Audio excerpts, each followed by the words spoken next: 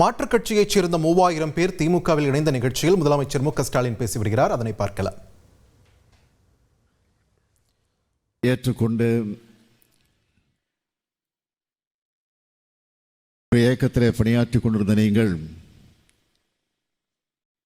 அந்த இயக்கத்தினுடைய தலைமை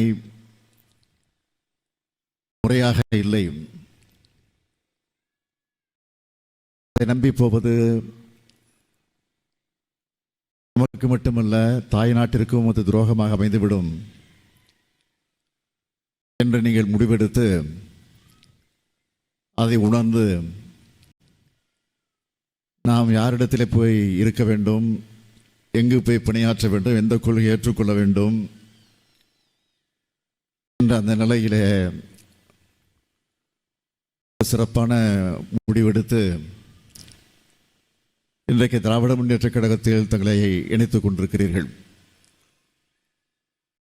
இப்படி இணைத்துக் கொண்டிருக்கக்கூடிய நீங்கள் எல்லாம் இங்கு வந்திருப்பதை பார்த்து நான் மகிழ்ச்சி அடைகிறேன், பெருமைப்படுகிறேன். எல்லாம் நான் திராவிட முன்னேற்ற கழகத்தின் சார்பில், தலைமை கழகத்தின் சார்பில்,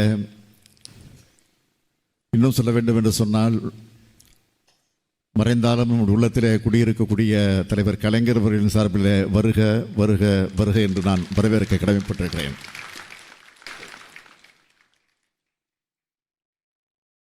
வரவேற்புரை ஆற்றிய ராஜீவ்காந்தி அவர்கள் அவர் சில ஆண்டுகளுக்கு முன்னால்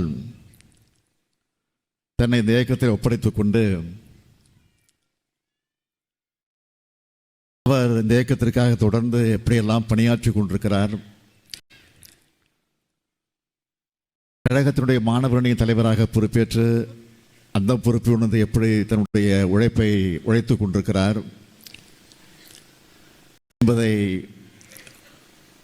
நான் பல நேரங்களில் பார்த்திருக்கிறேன், கேட்டிருக்கிறேன். நம்முடைய மாவட்ட செயலாளர்கள், நம்முடைய கழகத்தோடு சொல்லக்கூடிய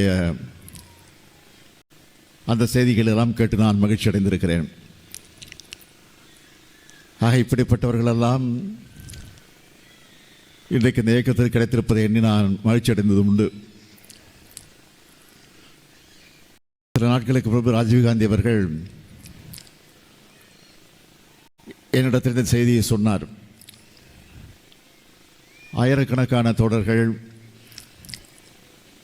இன்றைக்கு நம்முடைய கழகத்தில் வந்து சேர காத்திருக்கிறார்கள், தயாராக இருக்கிறார்கள், அழைத்து வரட்டுமா என்று கேட்டார். இந்த கேள்வி நீங்கள் கேட்க வேண்டிய அவசியம் இல்லை, நீங்கள் அழைத்து வாருங்கள், வரவேற்க நாங்கள் காத்திருக்கிறோம் என்று நான் சொன்னேன்.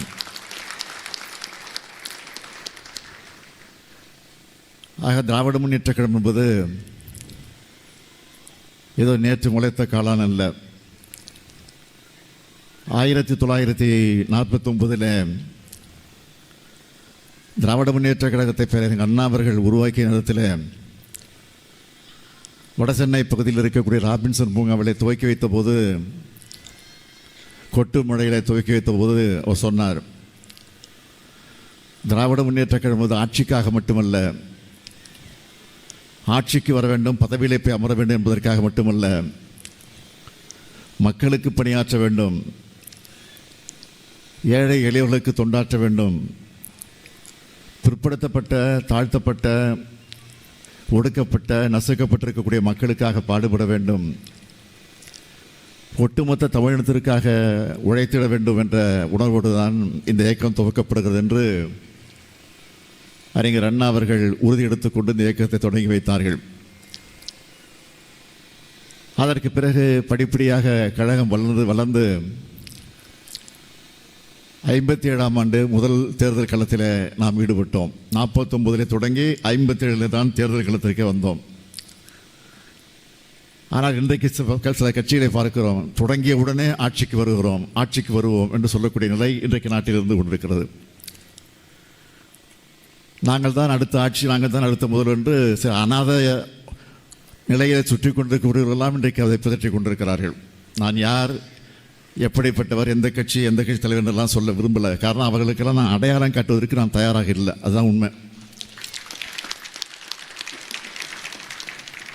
அவர்கள் பெயரை சொல்லி இந்த மேடைக்கு உரிய அங்கீகாரத்தை, இந்த மேடைக்குரிய கௌரவத்தை நான் குறைத்துக் கொள்ள விரும்பல. அதான் உண்மை. அதை எனக்கு புரிந்துக்கேன். நானாக இருந்தாலும் சரி, தம்பி உதயநிதியாக இருந்தாலும் சரி, அண்ணன் துரைமுருகனாக இருந்தாலும் சரி, என்ன சொன்னோம்? மாற்று கட்சி தான் சொன்னோம். அந்த கட்சியுடைய பேரை கூட சொல்ல எங்கள் வாய் வரல. காரணம், எத்தனையோ கட்சி இருக்குது, எத்தனையோ கட்சி பேரை சொல்கிறோம். ஆனால் இந்த கட்சியின் பேரை சொல்ல நாங்கள் மறுப்பதற்கு என்ன காரணம்? உண்மையிலே ஒரு அரசியல் கட்சியாக இருந்து, மக்களுக்காக பாடுபட கட்சியாக இருந்து, உழைக்கக்கூடிய கட்சியாக இருந்து, உண்மையிலேயே தமிழனுக்காக பாடுபட கட்சியாக இருந்தால் நான் சொல்லலாம். வேஷம் விட்டு கொண்டிருக்கக்கூடிய, ஒரு நாடகத்தை நடத்தி கொண்டிருக்கக்கூடியவர்களுக்கெல்லாம் நான் அடையாளம் காட்ட விரும்புகிறது தான் உண்மை. 49 தொடங்கி இந்த இயக்கம் 57 முதல்ல தேர்தல் களத்திலே நாம் ஈடுபட்டோம். அதுவும் தேர்தல் களத்தில் ஈடுபடலாமா வேண்டாமா என்று திருச்சியில் நடைபெற்ற மாநாட்டில் அண்ணா அவர்கள் அந்த மாநாட்டிலே கூடி இந்த மக்களிடத்தில் ஓட்டுப்பெட்டியை வச்சு வாக்குச்சீட்டை கொடுத்து, ஓட்டுப்பெட்டியை வச்சு ஒரு துண்டு சீட்டை கொடுத்து அதில் தேர்தலில் ஈடுபட வேண்டாம் என்று எழுதி போடுங்கள் என்று சொல்லி, அதற்கு பிறகு அந்த பெட்டியில் விழுந்த சீட்டுகள் எல்லாம் எடுத்து எண்ணி பார்த்து தேர்தல் களத்தில் ஈடுபடலாம் என்பதை அதிகமான அளவிற்கு எழுதி போட்ட காரணத்தால் தேர்தலில் ஈடுபட்டோம். அதெல்லாம் உண்மை. 57 ஈடுபட்ட தேர்தலில் 15 இடங்களில் சட்டமன்ற உறுப்பினர்களாக நாம் தேர்ந்தெடுக்கப்பட்டோம். 15 இடங்கள் முதல் 57. அதற்கு பிறகு 62 50 இடங்களுக்கு மேல் வெற்றி பெற்றோம். எதிர்கட்சியை வரிசையில் போய் உட்கார்ந்தோம். அதைத் தொடர்ந்து 67 ஆட்சி பொறுப்பேற்றோம். அண்ணா தலைமையில் ஆட்சி பொறுப்பேற்றோம். ஆட்சி பொறுப்பேற்ற அண்ணா அவர்கள் தொடர்ந்து நீண்ட ஆண்டு காலம் நம்ம இடத்திலே வாழ முடியாமல் ஒரு கடுமையான நோய்க்கு ஆளாக்கப்பட்டு அதற்காக அமெரிக்காவுக்கு சென்று அறுவை சிகிச்சைலாம் செய்துவிட்டு கூட வந்தார். ஆனால் நம்மிடத்தில் அவர் தொடர்ந்து வாழ முடியாத நிலைக்கு ஆளாகி நம்ம எல்லாம் விட்டு பிரிந்து விட்டார். அண்ணா மறைவுக்கு பிறகு கலைஞர் அவர்கள் ஆட்சி பொறுப்பேற்றார். கலைஞர் அவர்கள் 5 முறை முதலமைச்சராக தமிழ்நாட்டின் ஆட்சி பொறுப்பிலிருந்து ஆட்சியை நடத்தி காட்டியிருக்கிறார்.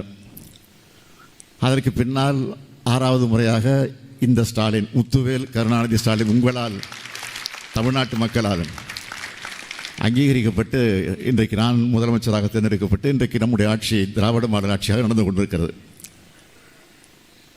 திராவிட மாடல் ஆட்சி என்றால் என்ன என்று கேட்பதற்கு ஒரே ஒரு பதில், இங்கே கூடியிருக்கிற நீங்கள் தான் இது அடையாளம். இதுதான் திராவிட மாடல். திராவிட மாடல் சொன்னாவே சிலருக்கு ஒரே கோபம் பொத்துக்கிட்டு வருது, வீர ஆவேசம் வருது. ஆவேசம் வரட்டும், கோபம் வரட்டும், இப்படி சொல்ல தான் திராவிட மாடல் நாங்கள் தொடர்ந்து சொல்லிக்கிட்டே இருப்போம். அதுக்காக நாங்கள் பயந்துட்டு போய் மூலையில் ஒடிக்கிட மாட்டோம். நீங்கள் சொல்லத்தான் கழகம் மேலும் வளர்ந்து கொண்டு இருக்கு. நீங்கள் இப்படி தலைக்குறைவாக பேசத்தான் இன்றைக்கு உங்கள் இடத்துலேருந்து எல்லாரும் இங்கே வந்துக்கிட்டு இருக்காங்க. பாருங்கள், இந்த கூட்டத்தை பார்த்தாலும் தெரியும். பேசணும். நான் கூட பல நேரங்கள் சொல்வது உண்டு, கவர்னர் ஆளுநராக இருக்கக்கூடிய கவர்னர் அவர்கள் தேவையில்லாத வேலையெல்லாம் செய்கிறாரு, நம்ம எதிர்த்து பேசிக்கிட்டே இருக்காரு, திராவிடன்கிற சொல்லுக்கு எதிர்ப்பதமாக பேசிக்கிட்டு இருக்கிறாரு, ஆரியத்துக்கு ஆதரவாக பேசிக்கிட்டு இருக்கிறாரு, இப்படி மதத்தை மையமாக வச்சு பேசிகிட்டு இருக்கிறாரு. என்னெல்லாம் வருத்தப்படுவது உண்டு. பேசட்டும், அவர் பேச தான் நமக்கு ஆதரவு ராசி ஆகுது. அதனால் சில பேர் கவர்னரை மாற்றுங்கன்னு சொல்லுவாங்க. இது வரைக்கும் சட்டமன்றத்தில் நாங்கள் கவர்னர் மாற்றுங்க தீர்மானம் போட்டிருக்கிறோமா? நாங்கள் போடலை, தீர்மானமே போடலை. அவர் இருக்கணும், இருந்தால் தான் திமுக இன்னும் வளருது.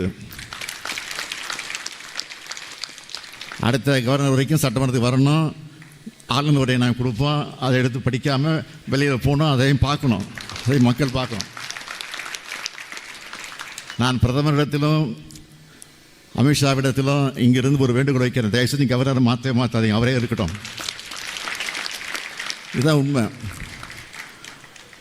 அதே மாதிரி தான் நீங்கள் யாரை நம்பி போனீங்களோ அது வீணாக போச்சு அப்படின்னு வருத்தத்தோடு வந்திருக்கீங்களோ அவங்க இன்னும் பேசிக்கிட்டே இருக்கணும். அதே மாதிரி தொடர்ந்து பேசிக்கிட்டே இருக்கணும். பேசிக்கிட்டே இருந்தால் தான் மக்கள் தெளிவாக புரிஞ்சுப்பாங்க.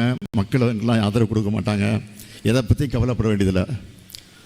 ஒரு பழமொழி சொல்லுவாங்க, சூரியனை பார்த்து என்னென்னு உங்களுக்கு தெரியும். அதை பற்றி கவலைப்பட வேண்டிய அவசியமே இல்லை நமக்கு. நாம் நம்ம வேலையை பார்ப்போம். நமக்கு மக்கள் நம்மை நம்பி நம்மிடத்தில் நாம் தந்த வாக்குறுதிகளை உறுதிமொழிகளை நம்பி நம்மிடத்தில் ஆட்சி ஒப்படைச்சிருக்கிறாங்க.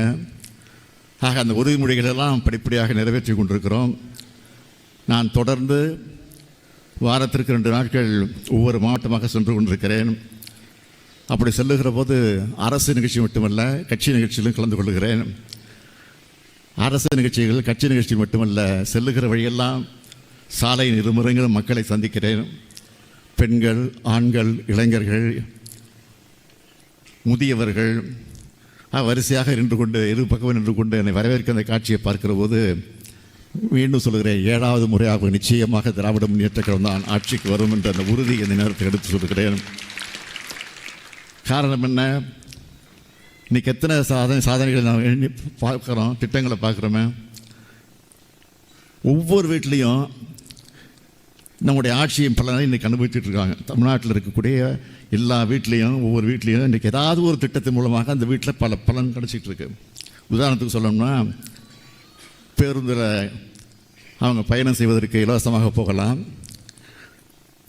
அது ஒரு அருமையான திட்டமாக இன்றைக்கு நடந்து கொண்டிருக்கிறது. தேர்தல் அறிவிச்ச திட்டம். அதே மாதிரி உரிமை தொகை, கலைஞர் உரிமை தொகை 1000 ரூபாய் வழங்கி கொண்டிருக்கிறோம். அதுவும் தேர்தல் அறிவிச்ச திட்டம். அந்த திட்டத்தில் கூட இன்னும் கொஞ்சம் அங்கங்கே மிச்சம் குறை இருக்குது, நான் இல்லைன்னு மறுக்கல. அந்த குறை இன்னும் 2-3 மாதத்தில் தீர்த்து வைக்கப்படும் என்று நம்முடைய துணை முதல்வர்கள் சட்டமன்றத்தில் உறுதி கொடுத்திருக்கிறார்கள். அது உண்மைதான்.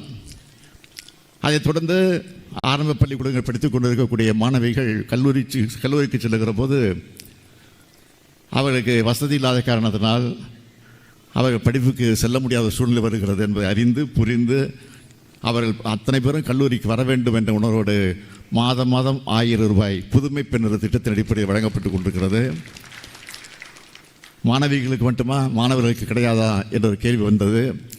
உடனே மாணவர்களுக்கு உண்டு, தமிழ் புதல்வன் என்ற திட்டத்திலே மாணவர்களுக்கு 1000 ரூபாய் வழங்கப்பட்டு கொண்டிருக்கிறது.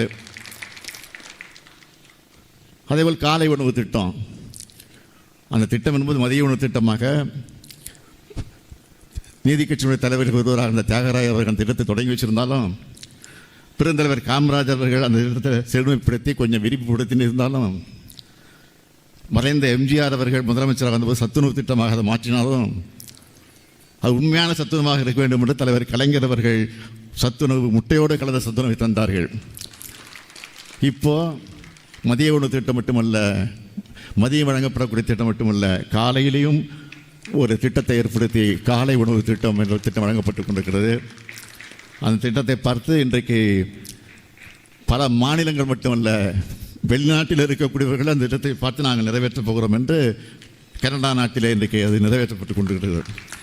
ஆக இப்படி பல்வேறு திட்டங்களை நாம் நிறைவேற்றி கொண்டிருக்கிறோம். எதற்காக இதெல்லாம் உங்களுக்கு சொல்கிறேன்னா, இதெல்லாம் நீங்கள் மக்களிடத்தில் இந்த தேர்தல் 1.5 வருஷம் தான் இருக்குது. 1.5 வருஷத்தில் தேர்தலை சந்திக்க போகிறோம். யாரோ ஏதோ பேசிக்கிட்டு இருக்கலாம், அதை பற்றி நம்ம கவலைப்பட வேண்டிய அவசியமே இல்லை. நம்ம சாதனைகளை மக்கள் புரிந்து கொண்டிருக்கிறார்கள். அதை நினைவுபடுத்தினாலே போதும். 200 இல்லை 234 தொகுதியில் நாம் தான் வெற்றி பெறுவோம் என்ற ஒரு சூழ்நிலை அமையும். அதற்கு நீங்கள் எல்லாம் துணை நிற்க வேண்டும். அந்த பணியை நிறைவேற்றி தருவீர்கள் நம்பிக்கை எனக்கு நிரம்ப இருக்கிறது. உங்களை எல்லாம் பார்க்கிற போது உள்ளபடியே நான் மகிழ்ச்சி அடைகிறேன். அது அண்ணா அறிவாலயத்திற்கே வந்திருக்கிறீங்க, கலைஞர் அரங்கத்திலே வந்து குழுமி இருக்கிறீங்க. இந்த கலைஞர் அரங்கத்தில் திரண்டிருக்கக்கூடிய உங்களுக்கு என்னுடைய வாழ்த்துக்களையும் பாராட்டுக்களையும் தெரிவித்து வருக வருக வருக வருக என்று தெரிவித்து விடைபெறுகிறேன். நன்றி, வணக்கம். முறையற்ற தலைமையை நம்பினால் நமக்கு மட்டுமல்ல தாய் நாட்டுக்கும் சரியாக இருக்காது என்ற ஒரு கருத்தை பதிவு செய்திருக்கிறார் முதலமைச்சர் மு.க.ஸ்டாலின். பல்வேறு மாற்றுக் கட்சிகளிலிருந்து 3000 பேர் திமுகவில் இணைந்துள்ள கூட்டத்தில் முதல்வர் பேசிய காட்சிகளை நாம் பார்த்தோம். செய்திகளை உடனுக்குடன் தெரிந்து கொள்ள உடனே சப்ஸ்கிரைப் பண்ணுங்க.